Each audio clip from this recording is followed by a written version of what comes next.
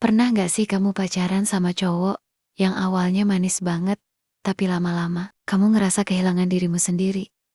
Kadang bukan karena kamu lemah, tapi karena kamu terbiasa memaklumi hal yang sebenarnya gak sehat. Kontrol berlebihan. Awalnya dia bilang, aku cuma khawatir kamu kenopo-kenopa. Tapi lama-lama jadi, jangan temenan sama dia lagi. Atau aku gak suka kamu pakai baju itu. Perhatian berubah jadi pengendalian. Dan kamu bahkan gak sadar kapan mulai kehilangan kebebasanmu sendiri. Ketidakjujuran, kata-katanya manis, tapi ceritanya sering gak nyambung. Hari ini bilang A, besok bilang B, dan tiap kali kamu tanya, dia malah ngeles atau nyalahin kamu karena terlalu curiga. Cinta tanpa kejujuran cuma jadi permainan yang capek di satu pihak. Sikap tidak hormat. Kamu mungkin mikir dia cuma lagi bad mood. Tapi perhatiin, gimana dia ngomong ke pelayan, ke temenmu, ke keluarganya. Kalau dia kasar ke orang lain, cepat atau lambat giliranmu yang kena. Masalah amarah.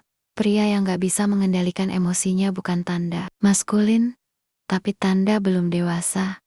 Kalau tiap hal kecil bisa bikin dia meledak, kamu akan hidup dalam ketakutan. Dan itu bukan cinta, itu jebakan. Pelecehan emosional. Dia bikin kamu ngerasa bersalah.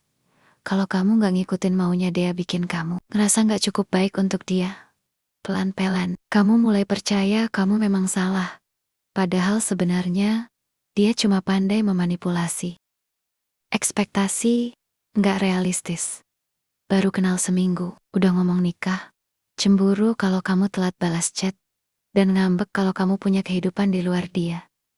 Itu bukan cinta, itu obsesi yang dibungkus romantisme. Selalu menyalahkan orang lain.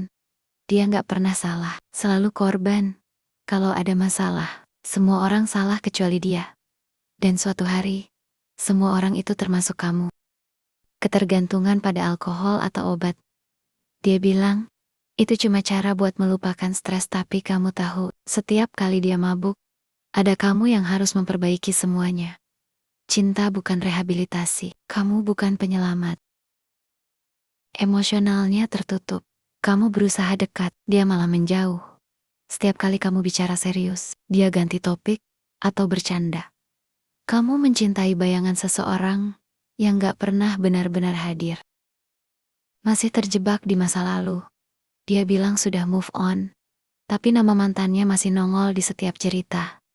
Kamu cuma jadi tempat singgah dari luka yang belum sembuh, dan kamu tahu, gak ada ruang untukmu di hati yang masih penuh masa lalu.